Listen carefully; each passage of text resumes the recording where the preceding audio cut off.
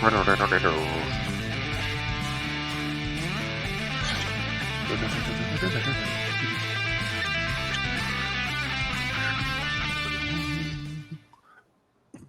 hey everybody, welcome to Gen Con TV's Path of the Brush. I'm your host Rick, and today is a sad day. Our producer Mark will not be with us.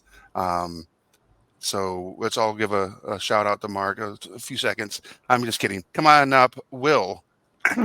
Hey, buddy.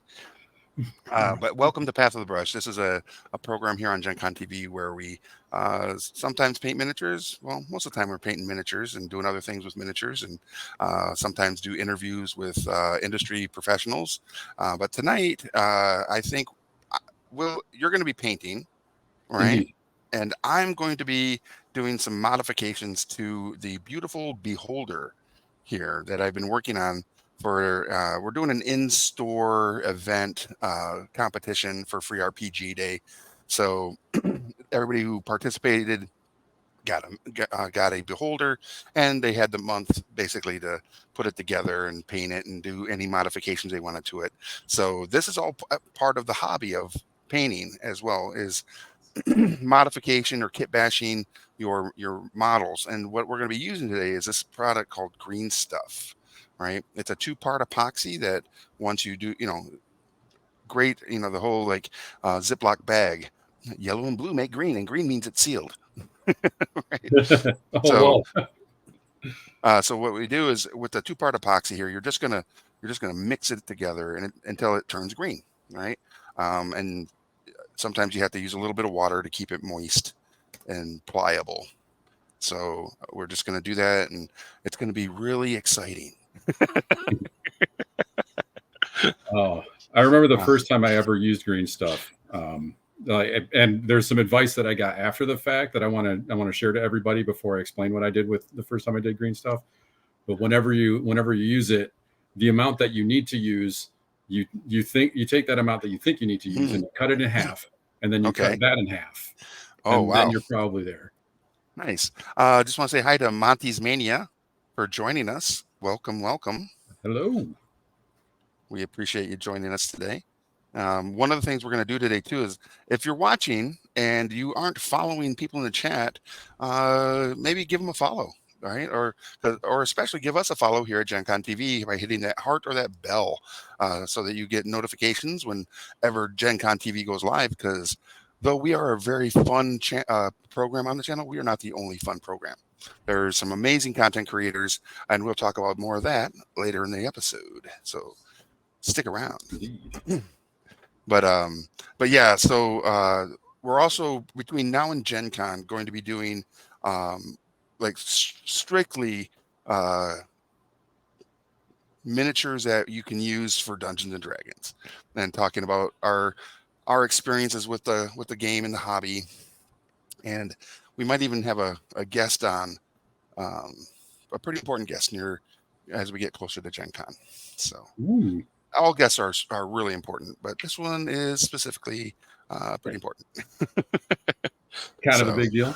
Kind of a big deal, I think, in our industry. No spoilers. I would say so, for sure. Or big spoilers later on, so that you all will be hyped and want to tune in and watch the episode. Faux show. Yeah. All right. So as you can tell, it is becoming green. I'm going to put a little bit more water on this here, just to help keep it pliable. Yeah, having a cup of water handy to get on your hands for that, because it gets really sticky. It does. And also, just to let y'all know, we are at, and thank you to Hoplite Games in Lansing, Michigan. This is where we broadcast from. We got a really cool crowd here tonight that's playing games in the gaming arena, or the Ludus, as we call it. And we've got some Flesh and Blood players. We've got some folks playing a board game. And I know that tonight is Atomic Mass Games night, so we'll probably have some Star Wars Shatterpoint, and maybe even Legion. I don't know. We'll see. So it should be a good time. All right. And again, as you can tell, it's becoming more and more green. It's so good. It's almost like ASMR, really. Visually, it's like stretch and pinch and Need It's it. it's super fun to fidget with up until Yeah. you can't fidget with it anymore, Right. and now it's a rock. Right. Because yeah, that's what'll happen is this will become as it dries and the epoxy starts really doing what it's meant to do. It becomes like cement. I have an example even I was just telling you about that I had just done that might help illustrate what it does to those who haven't used it before. Hmm. Let's see if I can get a good shot on this. But I'm working on a really cool frog guy, but his foot broke, so he needed to have some good support to stand on. So I thought maybe I'd Right. try to make a green stuff lily pad that he could Mhm. stand on. So this it's basically Oh, that's cool. so that'll give him a lot more stability and a lot more surface Hmm. area to stand on the base with. Right. Nice. And I'm Oh, glad that you reminded me of that because I wanted to prime that too since I got the primer out. there you go. Let's prime the lily pad. So we are painting green stuff. Nice. All right. So I call it pretty good here in just a sec, and then I'm gonna start applying it to the stem on my beholder here so that I can then apply all these skulls. Uh, and the skulls are hopefully it'll give you the illusion that it's the beholder is just resting on a pile of skulls of its many victims that have come to try to steal his treasures or just you know eliminate him as a threat to whatever area of the world that he exists because beholders can be pretty pretty evil. And those are one of the cool monsters that D&D invented wholesale too. Like Hmm. that's their own mythology, their mythos that wrapped up in that. Like those, Yeah, and they've got a few that they made. That's yeah, why, like, I believe they made mind flayers, and that's kind of I why I believe wanted so to as do well. that. Yeah. Um, as far as like the epic monsters of D&D, like the classic monsters, is there any that like stick out to you that you're like this was one of my favorites and it doesn't, even if it's not one of the epic ones, um, you know, Oh man, uh, like the really big ones. I mean, the Tarask is iconic. Um, the and Taransky is so good. the big demons, like, well, Demogorgon, obviously. Hmm. He got a bit of a glow up with the TV show. Sure did. I think with Stranger Things, a lot of uh, the monsters and mythos of that we've all been fans of for so many years got, like you said, a glow up. All right. Yeah, that was fantastic. I was so happy to see that. And I'm glad that they handled like the stigma that was attached to it from that time Yeah. as well, instead of just like every kid played this and their parents were fine with it. Right. Yeah. Let's They not had lie to the audience. right. You had to throw in a little bit of the satanic panic that existed during the 80s, right?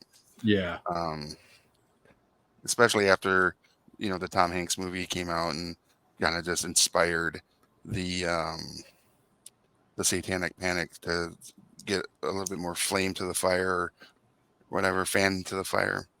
Because that was definitely an accelerant. for sure. And what's funny is that story is based off like real life things that happened right here at Michigan State University, which is just about a mile and a half up the street from us. So it was just kind of fun and interesting. So for all of you watching, a little Yeah, bit of McKnowledge for you. we've got that and Evil Dead and a couple other things too. Oh, it's Evil Dead. Man, that was a great movie. And when you think about uh, the potentials of like alternate universe campaign settings, right? I think as a RPG, the Evil Dead verse could have been and should have been and will be probably a fun place to play uh, a role playing game in. I don't recall if there ever was a RPG based on Evil Dead. If I anybody feel like, knows, you know, you feel yeah, like like there Army was? of Darkness, that setting, like somebody must have Hmm. used it. Yeah, there has to have been somebody. Yeah. If anybody watching knows, let us know in the chat that Yeah. you do. Also, if you haven't yet, go check out Monty's Mania here on Twitch as well, or give him a follow. If you're still there, Monty's Mania, say hi and say peace out and tell us what kind of content you create if you are a content creator here on the Twitch. All of the Twitches. All right. It's It's kind of got a cool with Stranger Things to get like a horror vibe added to D&D, oh yeah. and like trying to run a campaign that's also scary. Mhm. You know, that's a tough lift, right? To get the characters kind of spooked and into it. Have you ever tried running one of those? Yeah, I actually have ran many Ravenloft events, Oh, which is definitely supposed to have a fearful connotation to it in that it takes place in the semi-plane of fear, right? Because that's where that or the demi-plane of fear. That's where Ravenloft now exists, or Barovia now exists. Uh, is in that the fog. When Ravenloft wants to claim you, a fog will engulf you and your companions, and you'll be transported through this mist into the realms of Barovia and Ravenloft. At least, again, that's what I remember, and that's how I like to play my Ravenloft. now my friends and I had a campaign. It was the first time I thought I'd try and do a paladin, Mm, and so I did a hapless little halfling paladin who was just doe-eyed and bushy-tailed, just all mm, full of optimism and glee. And then the fog rolled in. nice, That nice, was a little rough. And Monty says they stream video games such as Red Dead Redemption 2 plus Evil West. I'm not sure if that's nice. is that an add-on or a mod for Red Dead Redemption 2, or So are those two separate games? Monty is our neighbor here at Hoplite Games. Oh, They live right across the street in the apartments, and she is awesome. Everybody, so she comes and participates in paint night with us on Thursdays and all sorts of fun stuff. it is two different games. Okay, thank you. All right, so we are starting to apply the skulls here to the green stuff. I have some fun tweezers to help manipulate the skulls to get them on there. And there's quite a few different skulls in here. Some that look like they're from possibly like demons or creatures from the underworld, if you will. All right, that is going to not work. Well, I know My that. Frankenstein hands. Well, I know What's that? that. Well, I know that and I'm not sure if it was actually like FASA actually like Mm-hmm. wrote up the lore for the Mind Flayers and the Illithid, but Mm-hmm. they it was at least the fandom because it resonated. They're a really interesting villain, and they got like a whole society basically Right. kind of built out. Did they do anything like that for beholders? Are they a social animal? They are not normally. They're very vain, and they can actually dream into existence things that exist that they want to change in their reality. Like if yeah, they're very powerful magic creatures that can do that. And the lore for them, or the and what do you call it? The ecology of the beholder has changed over the years as well. From just being that creature you will find in the uh, depths of any dungeon or cavernous space to like Xanathar, who is a very vain and jealous beholder who's in Waterdeep and is like the head of the Thieves Guild, right? My favorite line ever about the Thieves Guild was from Discworld, and that was, "If you're going to have crime, it might as well be organized." Yeah. He is a great crime lord. He has two female drow that are his like bodyguards, and he has a goldfish that is his beloved. He loves Oh, his okay. goldfish. Is there something special about the goldfish, or is it just special to him? Just special to him. I'm guessing that it's not the same goldfish. I feel like when he sleeps, that sometimes the fish bottom bellies up, and then the drow priestesses or the drow bodyguards will replace it with a new goldfish just to keep They Xanathar had one happy. job. Yeah, one job. Yeah, Getting that the highlight primer on this guy really starting to make him pop. I got the picture here. nice. Like this is the actual guy I'm working on. Right. Yeah. I feel like, if a guy's walking around with a spine for a staff, you can trust him. I think so. Yeah. The chiropractor, right? He's probably a doctor. So Yeah, a doctor of some form of medicine or necromancy for sure. All right. So since last week, what have you had go down for you there, Will? Anything exciting? nothing major really. Been just trying to get paint on things, really. Yeah. But Getting we a had game in like it? I did get a game in on Saturday, and it was I used that same list that I used during the tournament that Yeah. had so far gone undefeated, and it is no longer undefeated, and that's awesome. So now it's Nice. it's not an unsolvable puzzle. Okay. It does take thinking to pilot it, which makes me happy. So what was the list that was able to take them out? There are new units that were added to city states. The game we're talking about, ladies and gentlemen, is Conquest: Last Argument of Kings. Mm-hmm. And I was running a list known as the Hedgehog, which is a whole bunch of guys that have pokey sticks. So like something like this is maybe about half of them, and that's also missing some. So there's just a lot of guys that you can hurt yourself when you move them around. Mm-hmm. Hence the clever name. And it has performed very well for me so far. And the guy I played against, he was using the brand new chariots for the city states, and the chariots, they're mobile like ballistas, And they have lions as like the steeds that are pulling it. Yeah, they're being pulled by lions with flamethrowers and like a machine gun crossbow. That's amazing. That Okay. that hurt. I bet. gotta think about them in a different way, which is cool.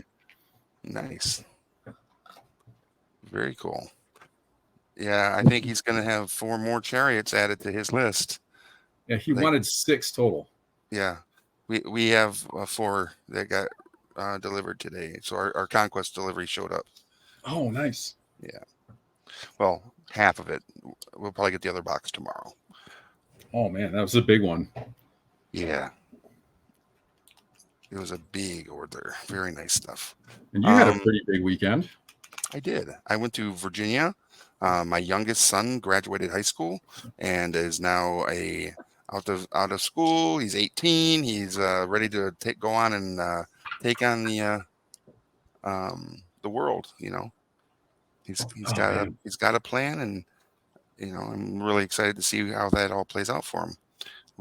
He's gonna go to Old Dominion University and get a degree in cybersecurity and IT stuff. So Old Dominion University. I had to look that up. Yeah.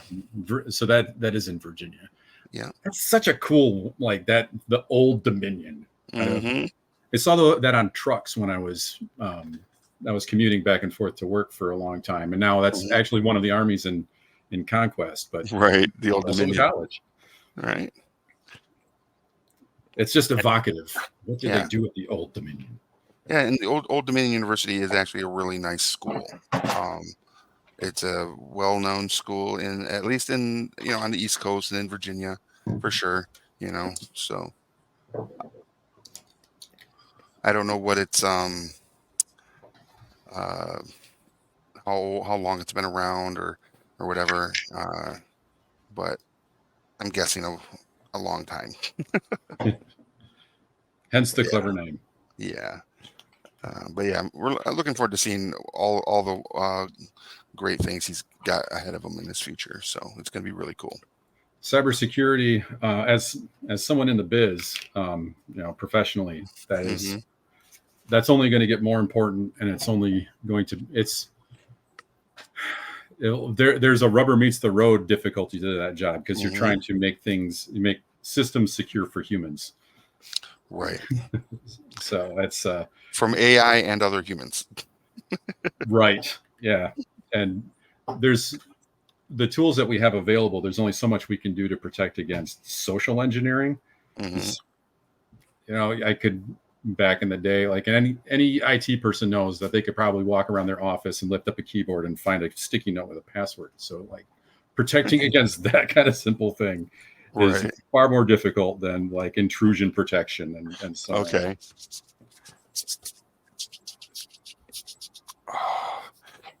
This green stuff is so uh it's so sticky when it really starts to dry up, and it's like Oh, yeah, you need a bucket of water for your fingers the whole time. Just right. keep dipping in there. Now I've got some rollers that I've used with green stuff that you have to like dip them in an entire thing of water, but they also recommend, I think, beeswax or Really? something. Yeah, to Okay. like roll them in beeswax and get a nice thin coat on the inside of them, and then Okay. use it to put the because you put the green stuff down, you want to roll it onto a surface, but if it sticks to the roller, Hmm. then mission failed. Right. I mean, and that's what I'm doing. I'm using so what I'm doing is I'm just using the butt end of the brush here to roll the green stuff that I'm putting on the base, just to extend the base out so I can put more skulls around the entirety of this model. I was just like, it's just wild how much it's really when it gets dried, it's sticking to it. So for those that are looking to use it, if you haven't used it before, it is and can be a little bit of a fight. So I didn't like finish the story earlier. The first time I did make something with green stuff, I thought I had the right amount to do it, wisely, and then mhm. I wanted to give a guy a cooler gun, and Okay. the gun ended up being at least twice as large as the dude was attached to. It Oh was my like God. uncanny, hilariously offset, and I've never gotten rid of him because that was like, hey, it was the first time I tried. Dang it! It sounds like you had been probably reading a Rob Liefeld comic and got inspired. Yes, I was definitely. Cable, a gun must be 3 times larger than the individual. Perfect. Have a weird barrel and be different in every frame. Exactly. I think it's funny how he like how Rob Liefeld at this point has accepted the humor behind the criticism of him when he was younger, not being able to draw feet to the standard of what the readers wanted. All right. And I'm like, why are you guys bagging on him over feet of all things? You know, They're because difficult to draw. yeah, and he was super young when he got into the industry and doing comic books. So I want to say he was like maybe 16 or 17 when he first got his first like professional gig, and it's like, yeah, you Really guys, young. yeah, you're basically gonna just harass a kid over his inability to meet your standards. So, yeah, why are people like that? I've seen the pictures that he sent in Hmm. as his application to Marvel, and they had like well drawn feet, like the proportions Hmm. were great. And then like at the time, I was like, then what happened? Deadlines Oh, happened. deadline time. Deadlines. Yeah, that's the other thing. People don't take into account. I think is that you mean it wasn't instantaneous? Yeah, yeah. Oddly, it doesn't take. It takes longer to draw the comics than it does to consume them. It's amazing. Yeah. All right, so my green stuff on the base here is pretty much done, and it did take two full or a full stick, I guess you could call it, the standard stick of green stuff to do the entirety of the base here. So that's pretty Ooh. wild. How many skulls is he gonna get? All of them. He's All getting the all skulls. the skulls because he has Murgatroyded a ton of creatures, and uh, my whole thing is I feel like there's never enough skulls added to a model, and you can only, you know, continue to add them and add them and add them and add them. And I feel like I'm gonna be adding skulls to this thing for infinity because I want him on his in his as like what he's resting on. I want maybe put one in his mouth, have one in just kind of under one of these like spinal or spiny protrusions here, and be like, yeah, there's just skulls everywhere, and there's still just not enough. A beholder with a skull tiara. Like, So beautiful. that would be What a incredible. what a great idea. Looks like Perkle was trying to hit us with a little spammy spam. Yay. Thanks, Perkle. We appreciate you. Yeah, that's very nice of you to share whatever that was that got filtered out. Right. All right. So are So you going to this, be painting those, that base and those skulls too? yeah, absolutely. I'm gonna go through and brush prime this thing, and then I'll go through and uh, hit all the skulls to give them that beautiful new car shine and smell, probably. I've never smelled a skull. It's not great.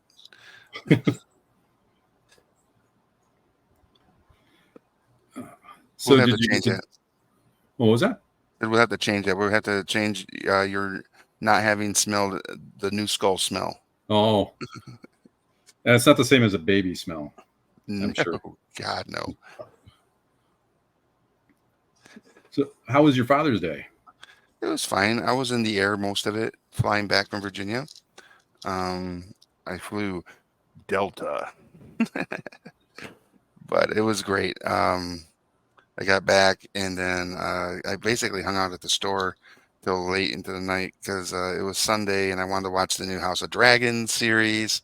So I did that and for the premiere episode and was like super amped at the end of the episode. So I just kind of like hung out here and did some work on moved some stuff around and trying to, because we're still really fresh and new into our new space here at Hoplite Games. And we have this upcoming Saturday. So what, 3 days from now is free RPG day, Oh, it's which is coming. which is an amazing holiday if you want to consider it one, uh, around the RPG that exist in our industry, and also um, it's our grand reopening event for the store. So trying to identify things we might want to put on sale, stuff that we need to get more of, and one of those was we needed to get more RPGs here. So I went back to the video production studio the last 2 days every morning and just loading up RPGs that I've had on my shelves over there to bring to the store so that we are flush with different systems for people to choose from if they wish to purchase. So it's been a really hectic week, and I'm hoping that it's going to slow down in November. Maybe.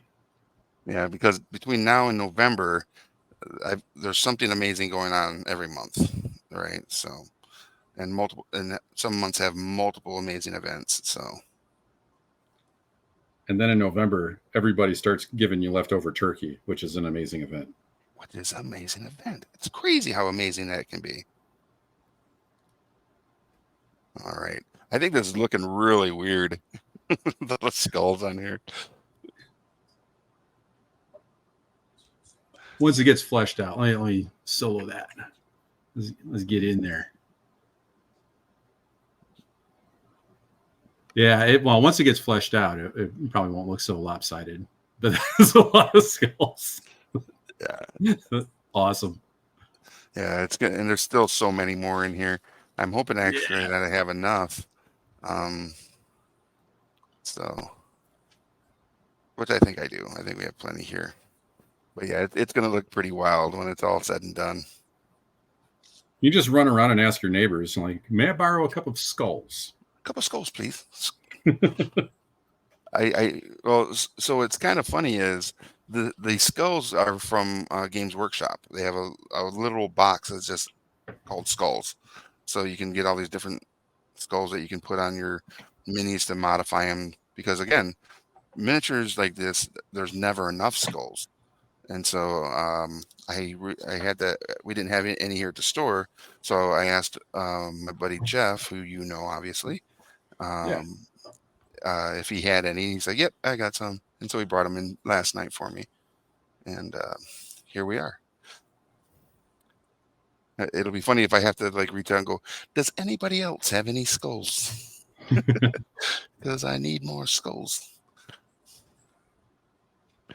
So, the less articulate you are, the more fun it is. You just run up to people and say, skulls! Skulls, please. They're like, Rick, what is wrong with you? It's like, skulls, please. You have skulls? Skulls for Rick? It's like Catan. Wood for sheep? No. Skulls for Rick? Give me all your skulls. All your skulls is mine. Dang. So many. I think we're off to a good start with the chiropractor here. Yeah. That's now his nickname in my head. He's got to be the chiropractor. Carrying a spine like that. It's a really long spine. It makes you wonder, is like what creature sacrificed their spine to be the staff to this, you know. Granted, they didn't sacrifice it on their own volition. Just like, yeah, I'm dead now, so do what you will. It's really long. Yeah, nobody's gonna like from birth. No, we gotta keep your posture great, right? Because you're gonna be a stick. Help that guy walk. Right. But any good mind flayer would probably just grab, the skull and spine of one creature and be like, not enough vertebrae. Let's go kill another. It was almost good enough. Yeah. Oh. But back to the D&D notable monsters thing. Besides like the really big ones, there's always owl bears. Like who doesn't love a good owl bear? Oh, for sure. Umber Hulks. Oh, Umber Hulks. Those guys are great. Oh, good. Hooked Horrors. I don't know those. Cave Fisher. The Aboleth. The Aboleth. Oh, that sounds familiar. Yeah. The Rust Monsters. Yeah. Displacer Beast too. That's another one. Yeah. It's kind of funny is if anybody watched, obviously I'm guessing a lot of people that are tune in here to Gen Con TV watch the Dungeons and Dragons Honor Among Thieves movie, which I was super entertained and had a great time. It was a fun ride for me. But they did have, little Easter eggs of some of those iconic creatures, right? So there was a scene with some rust monsters fighting over a scrap piece of metal in Waterdeep. There was the intellect devourers that they had to stand still because if you stand still, your intelligence drops. I don't know. And then the gelatinous cube, the mimic, the displacer beast, the owlbear, all were represented very well in the movie. So it was very cool. I love the gelatinous cube. Like from the very roots of D&D, that's gamey. Like by its very conception, by its design, it is a 10-foot by 10-foot square. Like that's what the dungeons are made of. Exactly. This monster occupies every single inch exactly of a building block of the dungeon. And the players are like, what? One of the things that's been going on here at Hoplite this week that's been super fun is we have done a Dungeons and Dragons summer camp for kids, our part of our Hoplite Heroes program, and the kids are. It's so funny, when you interact with them and they're just like, I want a gelatinous cube as a pet, and we're like, what? Right? Everything can be a pet. Everything can be charmed or seduced. It's so funny watching these kids have such a fun time on their adventures, and just it's just fun, and their creative minds are just off the charts. Uh, when you're listening to all the weird stuff they want to do to defeat the bad guys that they're encountering. Like, I want to be able to fly over and just rain terror down upon them. I'm like, Jesus. I love that because if you tell those kids, that a gelatinous cube is not intelligent and it's not going to make a good pet, you're not telling them no. You're giving them a puzzle to solve. Like, That's well, I'll exactly make it. it smarter. I'll find a way to make it a smart cube. Right. Then I'll get it on a leash. Yeah, and then it'll be like, why have you treated me in such a way? I ran free until I became smart, and then you now control me. This is not the kind of life I was meant to live. All I want to do now is read and consume knowledge. This is all your fault. You've made me into this monster. House of Trades. Good evening, painting team. What's up, House of Trades? Or NOS? I don't know why I keep saying house. I'm the worst. I am the worst. So tonight, for those of you just tuning in, and every episode basically leading up to Gen Con in just a few short weeks, we will be doing miniatures that are kind of D&D or RPG centric in celebration of 50th anniversary of Dungeons and Dragons. And I'm working on a Beholder, which is my entry into our store's painting competition. Granted, I can't win, but I wanted to participate just to have fun with the other participants, and I thought it would be fun to come on here and do some work. I don't know if I'll get to do any painting in today's episode, as I'm trying to apply a ton of skulls to the base of this miniature using green stuff. And what's funny is this was like a afterthought. I was, because I'm almost done with the model itself, and then I was like, it needs skulls. Hanas says that I think it's Hanas of Trades. Says that he's team everything as a pet. That's that team has a lot of distinct members. For sure. I've known many of those people. Yes. So good. Are we entering into the Gen Con painting competition? I didn't even know there was one. There is a Gen Con painting competition, and sadly, I will not be entering into the competition. I don't paint for competition level. Not really.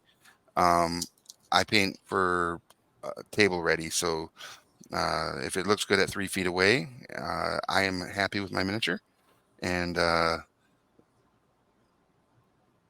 there's so much great talent out there, and I would hate to just sully the waters with my entry if I were to do something like that. Granted, I probably would do fine and be happy with a competition level paint, but it would take me so long. Someone who should is Will and Mark. May he rest in peace. He's not dead, by the way. It's just he's not on the episode today, so that's just our reaction to his not being here today. R.I.P.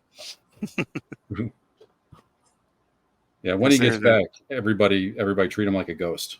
Dang. 250 entries last year. That's amazing. It's up on the mezzanine, right? I believe that's where all the painting stuff takes place, is on the mezzanine. right there by registration. You'd go up that little stairwell into the mezzanine right there, and all the paint stuff that happens. The speed paint competitions. Now that I would do a speed paint competition where you have a miniature and you have an hour and a half to paint it. I would Oh, that definitely would do be that. fun. That'd be really fun. It took Mhm. 10 hours for them to judge it. Jeez. Good thing Gen Con takes a few days. Right? It's wild. So how do you know that it took so long and they had so many entries? Were you a judge? Were you an entry? Did you put an entry into the competition? What is your involvement with this s- glorious event? Yeah. Because having all that knowledge means there's something else there. Took like 10 hours. Yes, and you can sign up in advance online. The event is open and rules for the competition are posted. Nice. Thank you for sharing that. Yeah. That would be tough. Like, because there was so many applicants, it would be really hard to, judges' discretion at certain things. You have to like follow those rules very strictly. Oh, absolutely. That many entrants, that's crazy. Oh yeah. Wild. Right. So how was the flight back? It was great. I actually flew first class there and back. Oh dang. Yeah. And it was nice because I didn't have to fight for like elbow or shoulder room, like I have to do when I fly coach or domestic or whatever it's called, whatever they call it in the back. No, For the little people. yeah. And that's not to say that they're uh, uh, lesser, just that they're littler. They're diminutive to comparatively. Because one thing that you can't really tell based on the camera here and being online is how big someone really is. And That is true. so, Will, you're what? You're like 6'2", right? I'm just 6 foot. Oh, just 6 foot. Okay. Um, I wear high heels all the time though. I knew it. All the time. I knew it. You were a heightener. I knew Yeah. it. So I'm 6'5" and over 400 pounds. I'm a big guy, and that's not to be like, oh, I'm a big hoss. I'm just big, right? And um, Yeah, so that is a practical assessment. I try to fly comfortably when I can, That and the gentleman is large. yeah, And Hanas works on site and showcases all things Gen Con on the Gen Con Discord. Aha. nice, Well, thank you for the work that you do. And they're tiny. They are 5'4". At nice. after like once you get under 5'6", I feel like every half inch matters. No, I think when you're under 5'6", every opportunity to be in a television role opens up for you. Every celebrity, for the most part, that I've ever met has been relatively, in the realm of average height. And it's very interesting when you're like, whoa, uh, like Tom Cruise played Reacher, right? And then if you're familiar with the books, Reacher is like 6'5", 280 pounds of just steel girders and frickin' Terminator innards. And Tom Cruise is obviously not, but you know, for the role, he did a great job. Yeah, It's just there's very so many interesting. fun tricks they can do on the camera too. Like Yeah. because when he was playing Tony Stark, they had to put I'm forgetting the guy's name. I was going to call him Rodney Dangerfield, which I know was And you not. should have Robert Downey Jr. There we go. Yeah, he had to wear like really tall lift shoes. Nice. Around Hemsworth. Yeah, Nice.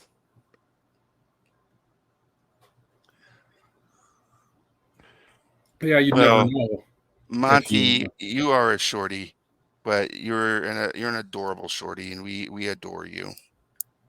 Whoops. Boom.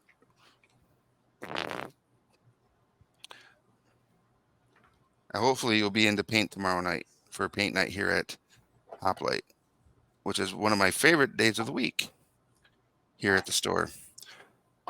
When I hear, was it yesterday? My sister got in there and tried Yes. to took her hand to some of those.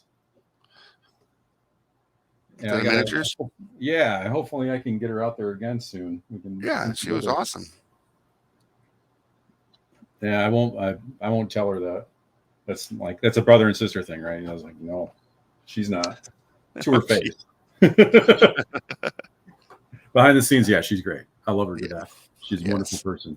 Well, nice. I don't know if I could tell her. All right. Something would pop. Oh Jesus! She'd be like, "What are you plotting? Are you gonna? Yeah. What do you want from me? What do you want? What are you plotting? Are you scheming on me?" Yeah. It seemed like I'm up to something. That's hilarious.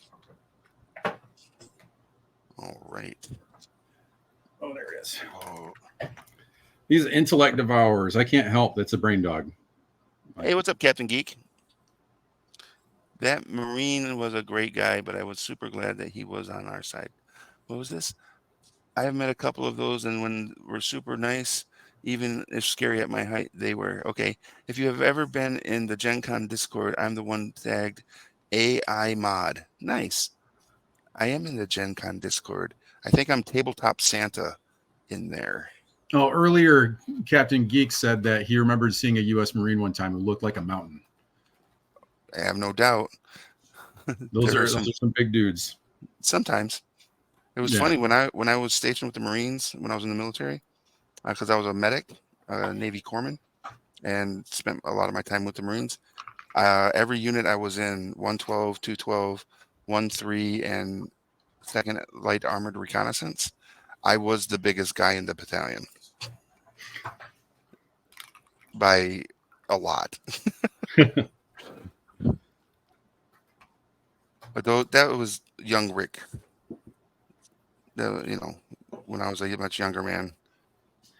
I don't know if I mentioned to you before, the first time I ever went whitewater rafting, we had two ex-Marines in the front of the boat, and they were both like at least a hill. I don't know about a mountain, but they were at least a hill. They helped way down the boat.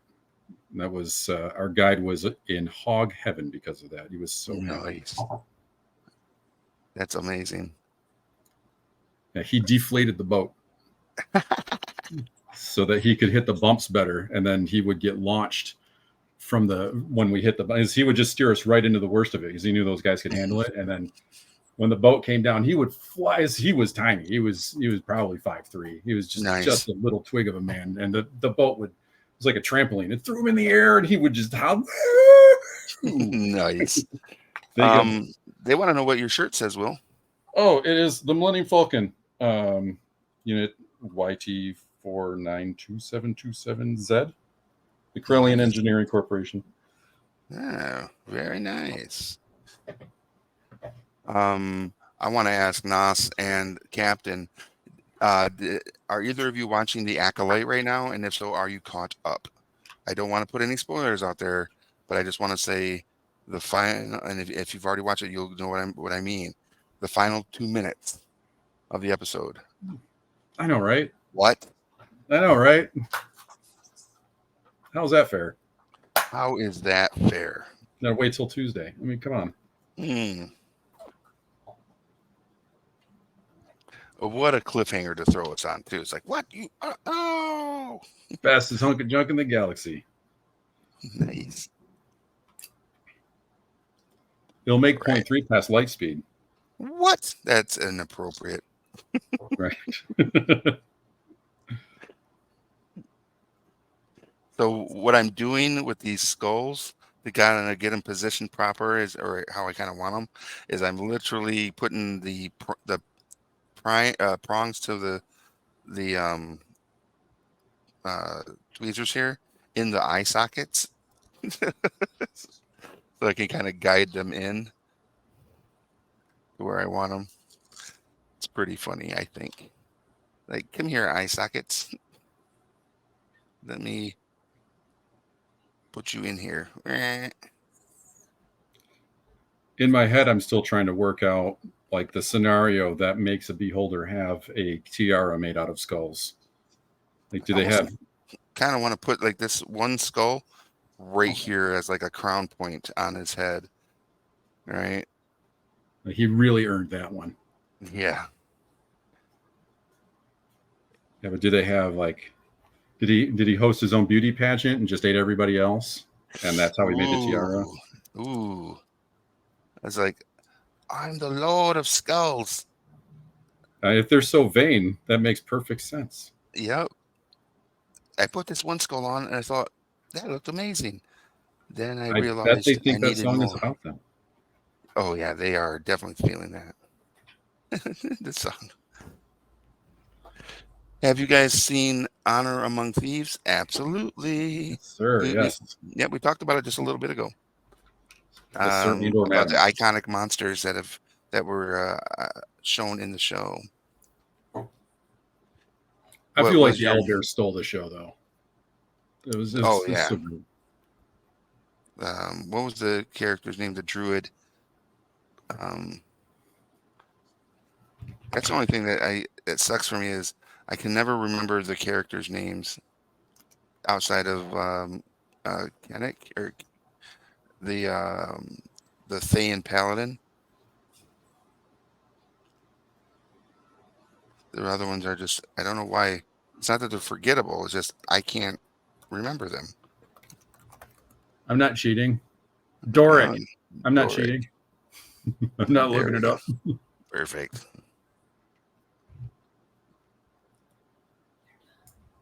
Oh, thank you. There we go. It was totally a trap. Gather up the best looking people in the realm and turn their skulls into a crown. That just seems like a scenario that's ready to go. That's Yes. like the concept to execution will take nothing. Hmm. That's actually a really cool idea that all these people are going missing, and then you come to find out that these were all very charismatic individuals, good public Oh, speakers, handsome, and beautiful, and yeah, we're lured into the lair of the and talk about beauty is in the eye of the beholder, right? oh, dang! Look at that. That's a cool play right Yeah, I there. love it. I like it. Yeah, faux show. Hey, you got a name for that module and everything, and that like the beholder once you're battling it, it's going to be focusing on the target with the highest charisma first. So Oh, absolutely. It's pure jealousy. yeah, so you like whoever's got the charisma better be a tank. Right. That's a really cool idea. I love when those scenarios start to write themselves. Did you do any other work on Oops. the panoply of gods for the ocean that we're doing? Yeah, what I started last week with my humpback whale. I have Yeah, not put any more work into them. I plan on bringing them back after I'm done with this beholder. But yeah, I still got to finish up this guy here, just getting his base blues down, and then I'm gonna go dry brush and then do some detail work on like the humpback whale, like barnacle bits or whatever these are, and then he's got this weird necklace slash shaw with that has seashells and stuff. But as a D&D monster god or demigod of the seas, this is going to be a really fun one when yeah. it's all said and done. And the party has to infiltrate a beauty competition and get close to the beholder, and that forces some fun role playing too. Oh, absolutely. Oh man, Good idea. there's no way you're punching your way into a beauty competition. No, absolutely not.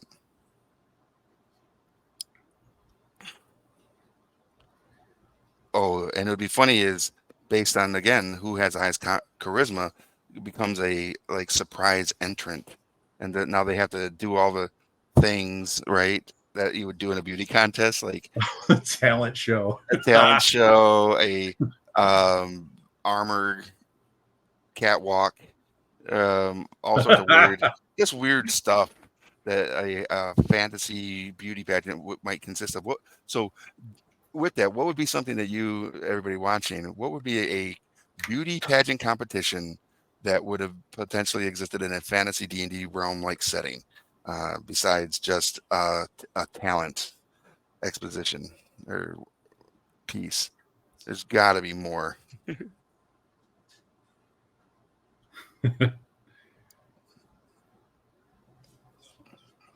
And while the one character is participating in that, the other ones are kind of casing the joint, looking for the potential killer. And then you come to find out, yeah, the killer is the judge who's polymorphed or has himself, who looks um, like a talk show host, a fantasy talk show host. And Oh, yeah. then at the end, it's like, yes, now you are mine. It is I, this beholder creature that is going to now take you and disintegrate your whole body, but leave your skull and have these bugs eat it off, so it can be placed upon my pile or to my tiara. The tiara gets only more beautiful. That's right. It's got a whole fixation on just the betterment of this tiara that they're creating. It's The only Q&A. made from the most beautiful skulls. Ooh, Goblin Blacksmith. I found a longsword. If it is great for maiming and eviscerating. Also, I have this nice cloak, barely used, and with these lovely blood and gray gore stains, no extra charge. A party has to infiltrate. And then Na says the Q&A highlights the languages the contestants know to show intelligence as well. You're like, oh, I can't kill this one. Too smart. Might figure it out. The trivia would be really fun. Is that a halberd, or a fauchard? Do you know your glaives, sir? Oh, ma'am. Right. That would be so funny. Just a catwalk scenario. I feel like the druid would win that, like by default. Right. They know how cats walk. They get it. Yeah. All right. In honor of Father's Day. There you go. There you go. That's my dad's show. So I've got all the skulls I can really put on here comfortably. And now what I'm going to do is I'm just going to go and I'm going to use a black brush on to do that whole area. And then I'm going to go through and I'm going to kind of like, what is that wonderful technique everybody's using these days that we used to just call Zenithal? Slap chop? Slap chopping it. Which is, yeah, just Zenithal. Oh, beholders are so vain they test intelligence to prove that they're the smartest in the room. Yeah, that test never ends until the players lose. I love that idea. Right. The players would not stop getting the right answer. You'd be doing that all night long. Oh, dang it, players. All right. Yeah, the trivia is a trap. I actually feel like I probably shouldn't put paint on the green stuff until it's fully cured, but time is of the essence. Well, if you shouldn't, then you'll at least get to share a lesson with the audience. Right. But I think we'll be just fine. I need more black. My black ran out. How horrible is that? Because it's so good. That's why it ran out. You got enough skulls on there that the black isn't going to get on too much green stuff anyway. That's right. A lot of skulls. This is the Army Painter War Paints Fanatic Matte Black is what I'm using to do this. Just put a black base on all the skulls, and it'll provide a shadowy aspect to where the green stuff might have still like poked through. And it's a great baser for what we're about to do. Hey, we got two good ones from, Hana says the sportswear category fantasy setting would be comical. Agreed. That would be fantastic. What is this? And Captain Geek says time is of the essence. What is this? Delicious in Dungeon? I freaking love that show. My kids just got done watching a couple episodes. Nice. I think I've only watched one episode of that, the very first one, obviously, but I saw it on Netflix, right? It's on Netflix? Yes, sir. Once you And get to spend some more time with Senshi, yeah, the show will get its hooks in you. You'll fall in love okay, with that guy. okay. Let me see who's out in the crowd. I have to request someone to bring me some more black paint because I am actually out. This bottle I believe is met No. its end. Hmm? It's met its end. Hey Sam, could you get Brian for me, please? Thank you.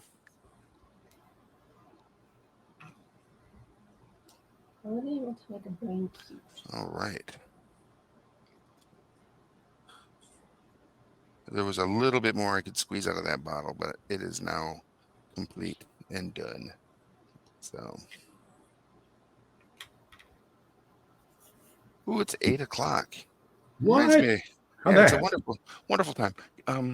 Could you see if you can find me another bottle of matte black that's empty? I used it all over time. Thanks, Thank man. you. My wife wanted to take a quick look at the Intellect Devourer after I did just a couple Nice. layers on it, but she's like, "How can they make a brain cute?" I know, right? The brain dog. A plushie of a intellect power, like a life size plushie, would just be the bomb diggity. Oh, Right? right. I feel like it would get all the hugs and cuddles and everything. And for those individuals that would not know what it is and ask, thank you. Awesome. Thank you so much. That'll work. I appreciate it. If not, I'll just call for you. Thanks, buddy. And that seems like it should be part of the whole Illithid marketing campaign, right? That you'll get recruits, you'll get cultists. Right.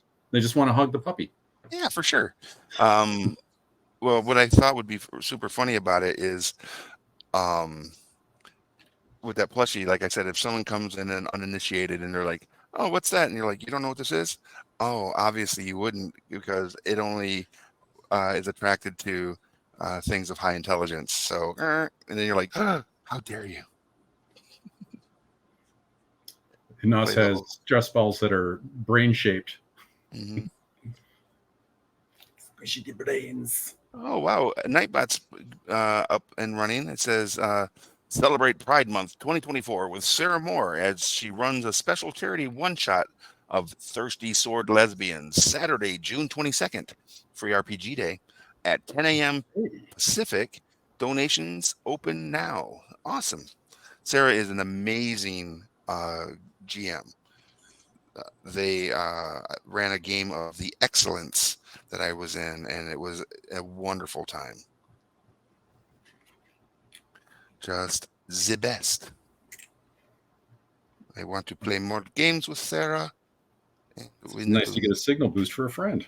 Yeah. Sarah has Sarah's Table on Friday. I believe it's Fridays here on Gen Con TV, or Sundays maybe. Let me take a look real quick. It is where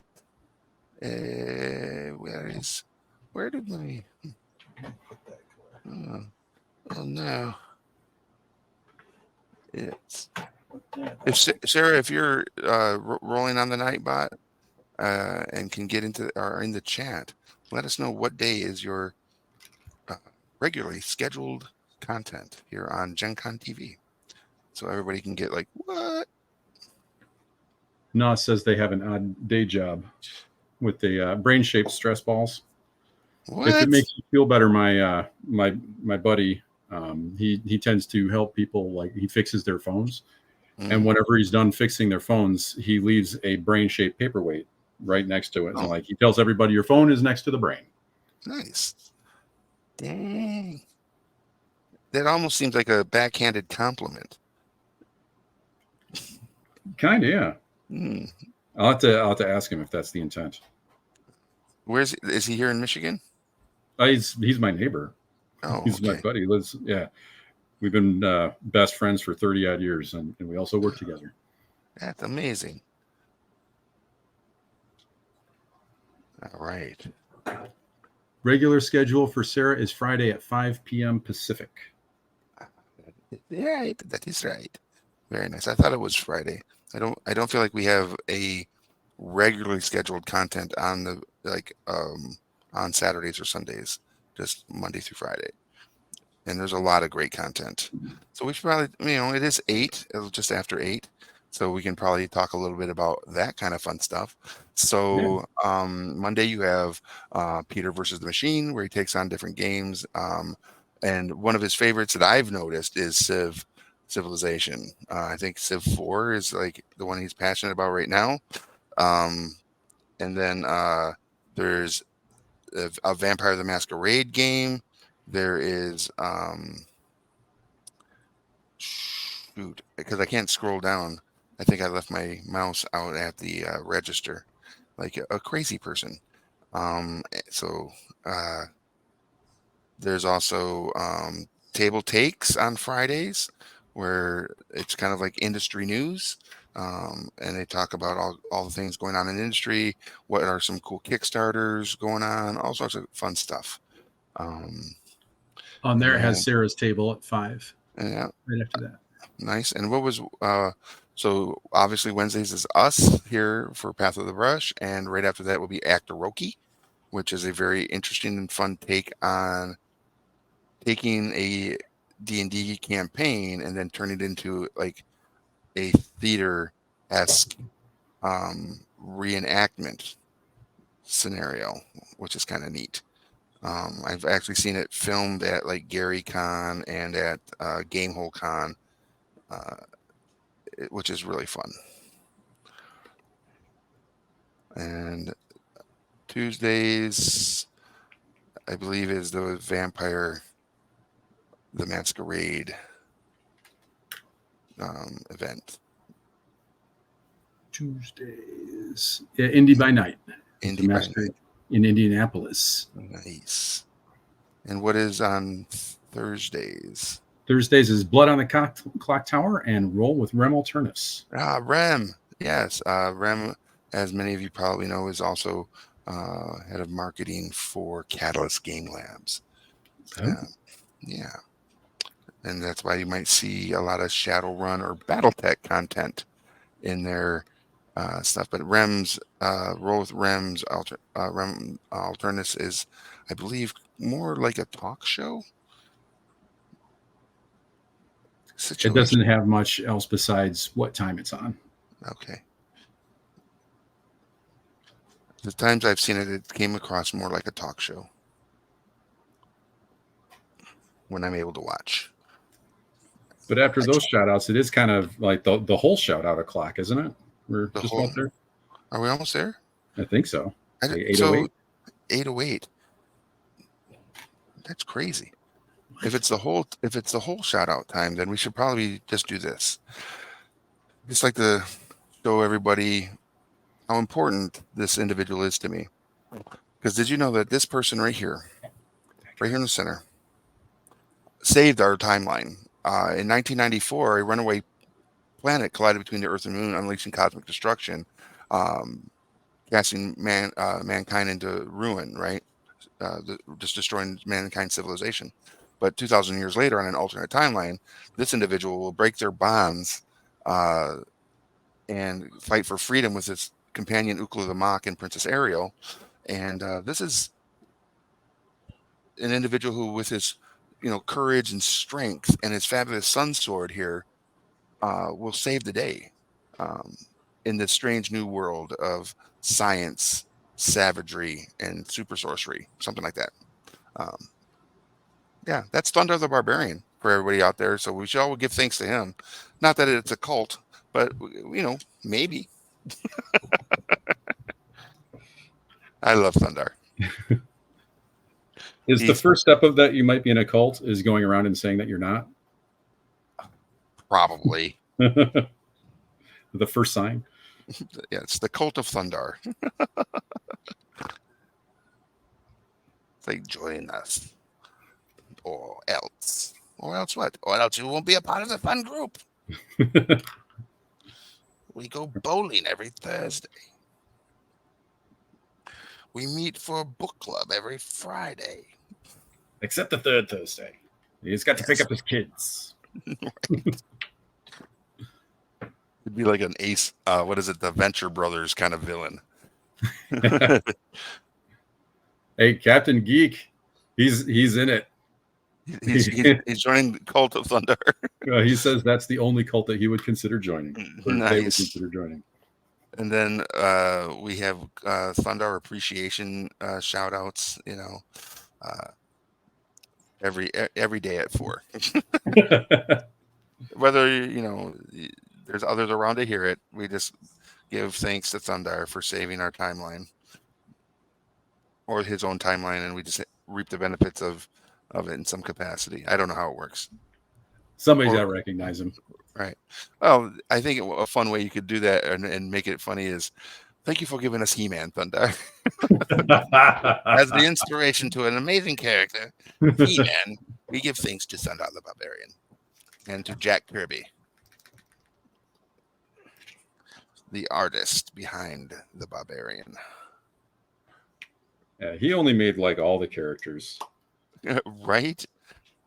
Yeah, Marvel Pretty Universe. much all. We know Stan Lee wrote them all, but Kirby drew them, and basically created them with, I think, some guidance, obviously, from Stan in regards to what the look is. I'd love to read some of the old scripts, submission scripts to those comics to kind of like the first Fantastic Four. Like, what does that submission script look like? Because I, working in the comic book industry for as long as I did and everything, I never got to see any of those kind of things, but I've seen like Lady Death, Purgatory, a bunch of scripts that were written for those books, but I never saw any of the original like Marvel or DC stuff, and it'd be interesting to see how they are described, right, in regards to like their origin piece. Because if you don't know what they look like, how are you describing them in your writings to the artist? Or are you just in that bullpen with the artist going, oh, no, change it to look more like this. Oh, yeah, that's it. And then you just move on from there. Like, are you doing an initial character concept art? Because it felt like when the Marvel Universe was being created in 1963, right? 62, 63. They were just, I don't think they had time to actually be like, the first family of Marvel is the Fantastic Four, and this is what they're going to look like, and here's right. Nope, we're just like, all right, here's what happens in page 1, frame 1, right? They're throwing stuff at the wall until it sticks. Like that. Yeah. I mean, wasn't that the era where they still felt like they had to put a gorilla on every cover, or the comic wouldn't sell? That was like 1964, 65. Kirby was the Marvel artist, absolutely. Yeah. And can you imagine how much he was churning out? What kind of artist you have to be to turn out page after page after page over not one title, but probably, I think at the beginnings when you had Fantastic Four, the Hulk, Iron Man. Well, Iron Man came out a little later. X-Men, Spider-Man, right? All the core, the Avengers, Captain America, all those core titles. When he was doing all of them and turning them out on a monthly basis, it's like, how, it's just crazy when you think about what kind of talent one must have to be able to turn that amount of content out as fast as he was doing it. It's like, what? Yeah, it wasn't just one comic, right? Right. One comic a month is tough enough, but yeah, there's a lot of comic artists and creators that can't do that. Yeah, that's proliferation that's bordering on mania. It's amazing. Yeah. Wow. The one thing about painting miniatures when you're just doing these black bases like this is like, as you turn it and you get light and different cracks and crevices here that you see, oh, I didn't get it there. Got to go back in with the brush there. It's pretty wild. Yeah, pick it up and turn it around. Yeah, and keep giving the slight little adjustments. There we go. All right. Oh, see right there. Boop, boop, boop. And here's the thing, like I said, the miniature I'm currently working on is this beholder for a painting competition where the local community will be judging all the entries on Free RPG Day. As they come in, they'll get a little slip of paper that'll have categories, and you just write the number of the miniature, because we won't have anybody's names by the miniatures. It'll just be a little number, and you write the number associated to that miniature in the category in which you think it is the best to fit, right? So um, it'll be fun to watch the folks coming in to do their voting and just see who wins. Granted, I can't win, and one of my business partners also did an entry, and he can't win. But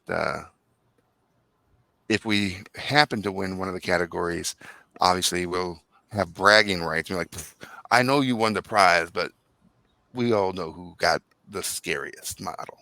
The one with all the skulls? Exactly. Well, you get to make the categories, right? So you like Yeah, I'm gonna Scullies. yeah, right. Best use of murder scene, because so the blood or the colors I used on the flesh here is actually murder scene and uh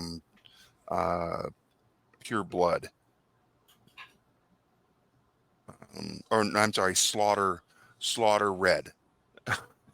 Slaughter red and murder scene. Provocative. Yes. I'm going to theme here. The beholder is a murderous creature and wants to eat all the thing. Captain Geeks asks if we have seen the "We Didn't Start the Fire" Marvel Superheroes tribute to Stan Lee video. I have not seen that. No, I would love to see it. I would love to see that. Did anybody? So who here has watched Eye of the Beholder? Speaking of beholders, Eye of the Beholder: The Art of Dungeons and Dragons on Amazon. Um, if you have not seen it, it is an amazing documentary that talks about the art of Dungeons and Dragons with interviews with like Larry Elmore, Jeff Easley, I believe Clive Caldwell is somehow represented in there, Brom, um, LaForce, so many artists that have worked on different aspects of the game and the cover art and uh, doing character creation and stuff that you find in different modules and stuff. Um, it's an amazing documentary, and the team that did that one, which is Cave Girl Productions, is also doing Igniting the Spark, which is the history of Magic the Gathering. Oh, And yeah, so if you are so inclined and have not yet seen it, go to Amazon um, and give it a watch. There's a couple scenes in it that I got a little like, whoa, that's freaking interesting. In that Larry Elmore is by far one of my favorite fantasy artists. He had a huge influence on my life in regards to his works while I was growing up, and I've interviewed him, and he did a nice little like a forward in a book that I was a part that I helped write called The Overstreet Guide to Collecting Tabletop Games. And we interviewed him also in there about how art influences the collectability of a product. Um, and he's just a genuinely nice guy. And in the show, he has these like wooden um, planks that he puts over the picture he's painting. So his hand, and when he's painting, he doesn't have to put his hand on the painting or his arm on it. It just rests there. And as he's doing stuff, and he'll wipe off some of the paint onto the bar, right? And he's been using for so long that the paint is like inches thick. And so I know this sounds weird because it has no like visual stimulation in regards to like, oh, that's a beautiful like, you know, uh, like scene or painting. But when you think about it, almost every painting he's ever done, right, for Dungeons and Dragons and other projects, there is a part of that painting in that has been brushed on that bar, right? So everything he's ever done has a history piece attached to the bar, and he has a couple of them. And it's like I would just be like over the moon if I was able to be like, hey, can I get one of those? It's like, and it has nothing to do with like because it's beautiful. It has everything to do with it is a part of every piece he's ever done, and that's what an amazing like touch point, you know. But I think Yeah. they're never going to be for sale. If anything is like magically imbued with the spirit of painting. Hmm. Oh yeah, I would definitely stat those things, right? And that would be what a cool idea for a magic item, right? Where a famous bard or famous sage or artist within a realm eh, through while they were doing their works over the lifespan, and they had this kind of same thing. And then once they pass, their magic is imbued in these things. So anybody who has possession of them and uses them, their artistic checks are elevated, right? Bonused up. It's like kind of morbid, and Larry Elmore is a national treasure and should be protected at all costs. But in game, as a stat piece, that's a pretty interesting one. That'd be a good shout out to a guy who helped put D&D on the map, right? Is that his art helped sell boxes. Oh, I mean, especially the box, the red box, The red because that's his work on the cover. Iconic piece. The TV series called Warehouse 13. Yes, nice call out. What a great! Oh yeah, that could be an artifact in a Warehouse 13 like series. Heck yeah, Yeah, that's super cool. what a call out. Love that show. And it was lovely that show, at least to my memory, didn't have a will they or won't they moment too. It was just they were just partners. It was so good. What was there was another show that had a very similar Warehouse 13 vibe, but it was all like evil artifacts that were at like this antique shop. Was it Friday the 13th or Nightmare on Elm Street? Yeah, I think it was Friday the 13th, the TV show. That was because it was like hosted by Englund, but not Freddy Krueger. Right? I think that was it. If anybody remembers what that show was called, please put it in the chat, because that also had a very Warehouse 13 vibe, where every episode was like artifact of the week that somehow someone oddly, nothing should be for sale out of this place, but somehow every week something gets bought or stolen, or it's like, what the heck? Oh, the Nightmare on Elm Street show was called Freddy's Nightmares, so I might be thinking of the wrong show. No, that's not the one I'm thinking of. It was literally like an old antique shop where everything had some evil possession piece or something to it. And it's kind of funny is the fact that I can't remember it is just killing me, because in my homebrew game, I have Lassiter Loreseeker, who is the founder of a organization called ARC. ARC is the Artifact Reclamation Coalition, and he brings other adventurers into the coalition to basically hunt artifacts that are need to be put in a museum for safety, or so that they don't get destroyed or put in the wrong hands, or for the protection of humanity, either as usable by all or just contained from everyone, right? Because it could just be a evil artifact that just needs to be locked away forever until they can figure out how to destroy it, right? Both Captain Geek and Nuss think it's the librarian or the librarians. No, the librarians also had a very similar vibe to it for sure. Look at me, I'm gonna do a very, very like, don't do this at home, kids. Gonna get on Chrome here on my phone. Haunted Artifact Antique Shop Show. That's what I'm going to use as my. There's Friday the 13th. The TV series was 2 young antique store owners must recover cursed antiques. There it is. That's the one. It was Friday the 13th. Okay. All right. Cool. Yeah. Nice. Yeah, and that one didn't include Jason at all. It was a totally separate thing. Right. They just they just did a play on the whole idea of Friday the 13th is an invocative like day of like, you know, Yeah. bad luck and stuff. Yeah. Yeah, I remember that show being on, and it was. I feel like it was a bit more compelling than like the actual Friday the 13th movies. Is like, yeah, Jason's gonna kill him. I know. Right. He wins. Yep. We know he's gonna chase you, but he's never gonna run. He's always gonna catch you and he's gonna chop you up for your gum. You know, that's how scary he is. Jason, Friday the 13th.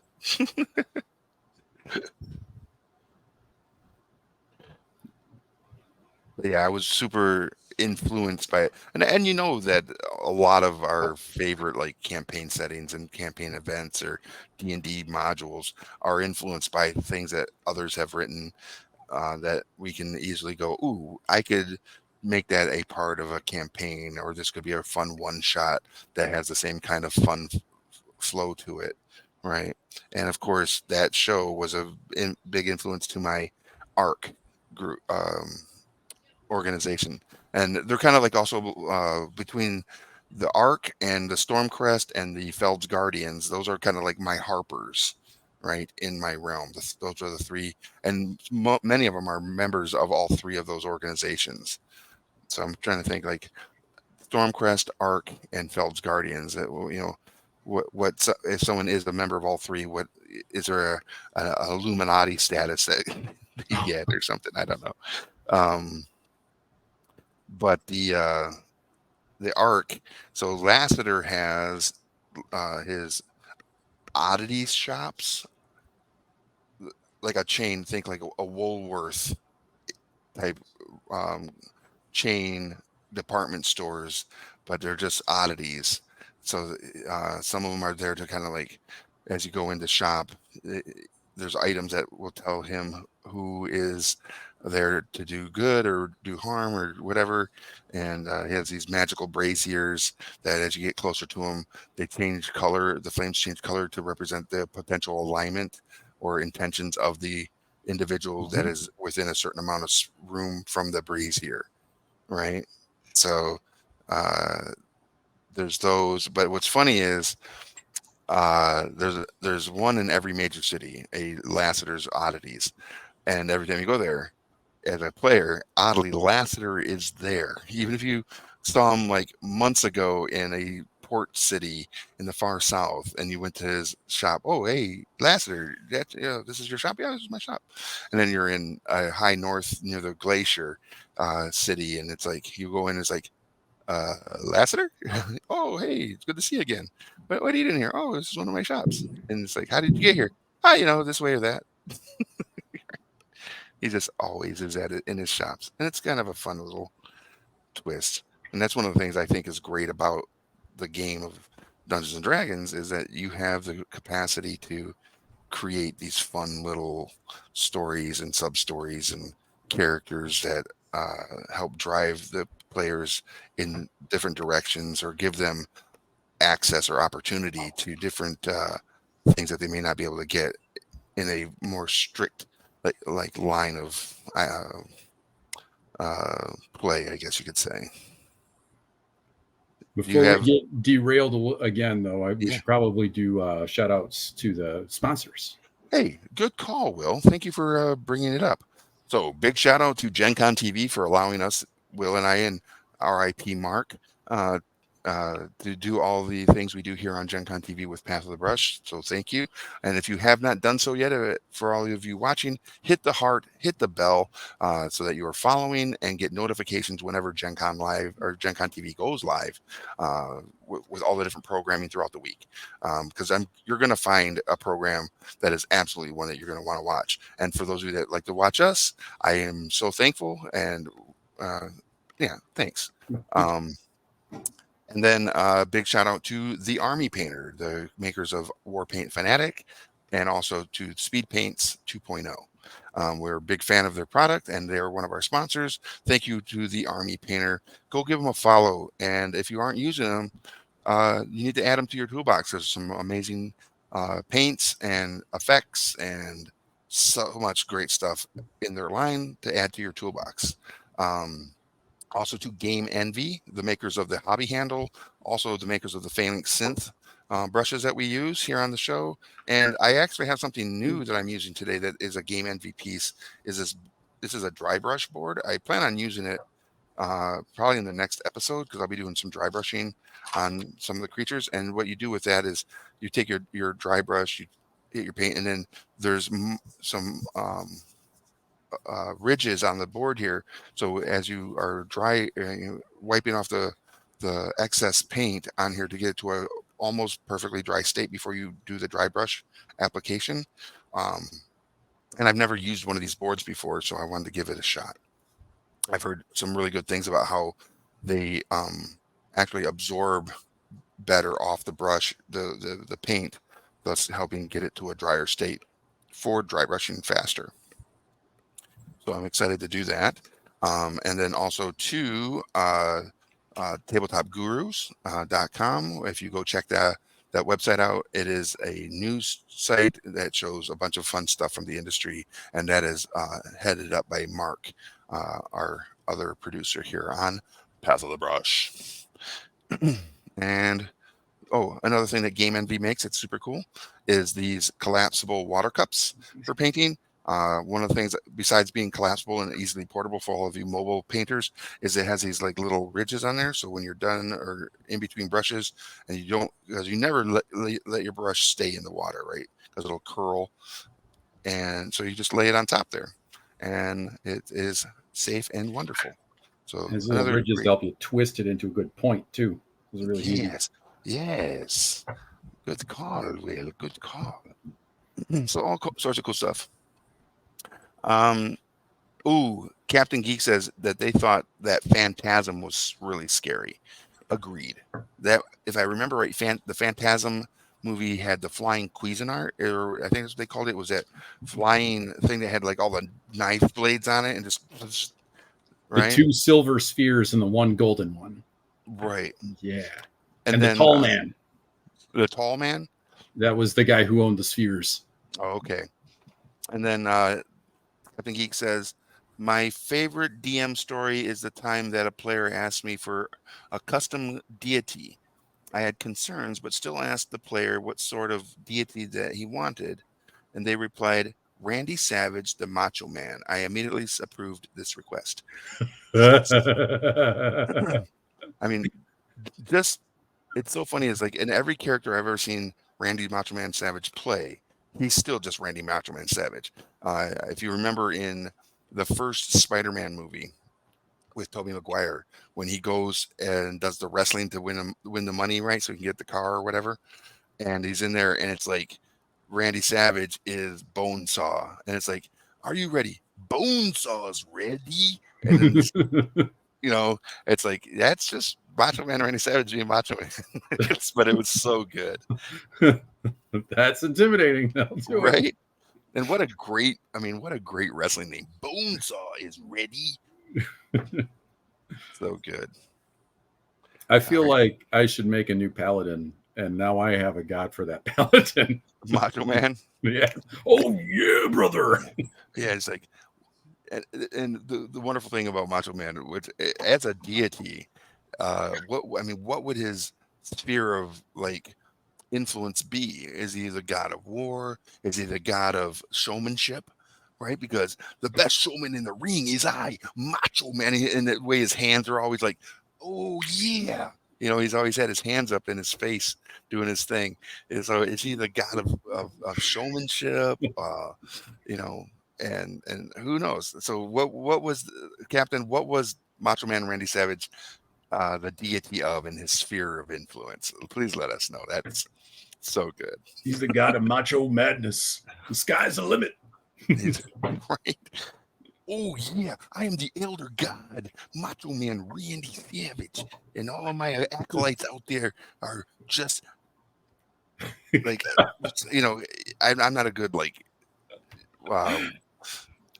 trash talker, I guess you could say, like the pro wrestlers of the era have been over the years. but I can imagine him like saying, "All of my accolades are just an extension of myself, Macho Man Randy Savage." You know,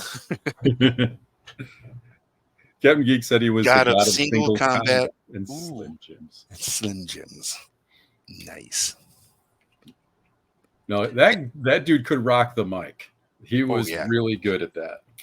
yeah. With him, Mean Gene Okerman, right, as like the commentator, and he'd be like, "I've got Macho Man Randy Savage here. Tell us all about what you're gonna do to the Hulk to the Hulkster tonight." Oh, the Hulk has no, and he'd get right into it. It's just so good. Macho Man Randy Savage, ladies and gentlemen, R.I.P. If it wasn't for Macho Madness, like that, how pro wrestling works nowadays, it just wouldn't. Like that kind of smack talk in between rounds, like really defined it. Oh, It absolutely. added that drama, sold the Mhm. tickets to WrestleMania, right? It was all Oh, that. It was all him. yeah, he was so good. I feel like besides his Hulk Hogan was like a nemesis to him in a lot of ways. But I feel like his biggest nemesis was Rowdy Roddy Piper for some reason. I don't know if I'm on the money for that one.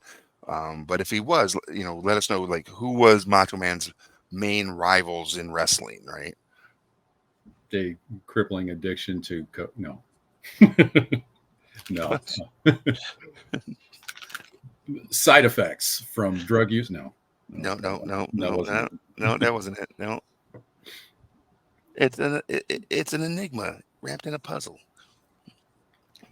I don't know if you've ever seen it, but it's worth taking a look at. I know you're a fan of Skyrim, but Yeah. someone has modded Skyrim to change the dragon in the very beginning to Macho Man. Oh, Jesus.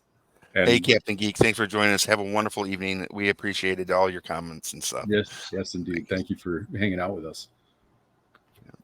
Yeah, seeing a dragon fly down and smash through a wall and go, oh yeah. Yeah. So good. All right. I'm still finding like little pockets of baddies in the crevices of these miniature here. Trying to get in there, get all the good shadows in. I think what I might have to do after I've done what I can do here is hit it with like a dark wash as well, just to maybe get some leaching into those Oh yeah. areas. Yeah, Get that to sneak right in there. yeah. There we go. Let me rinse this off real quick. I feel like if Macho Man gets elevated to a godlike status, I also feel like all of the actors that were in Predator should also get elevated to a pantheon of some sort. Really?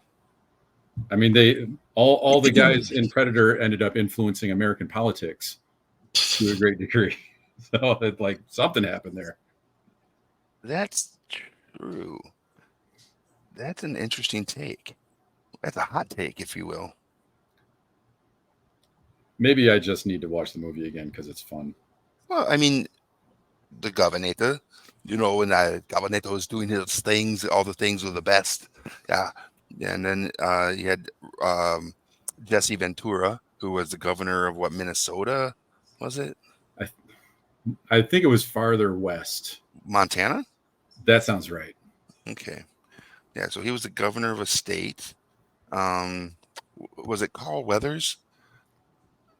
Was that somebody else? Yeah. Carl Weathers was Dylan. They got you pushing pencils. Oh God. Elected. Let me see if I can find everybody. But it does seem like the majority of the primary actors in there in some capacity has done some sort of political service at some point.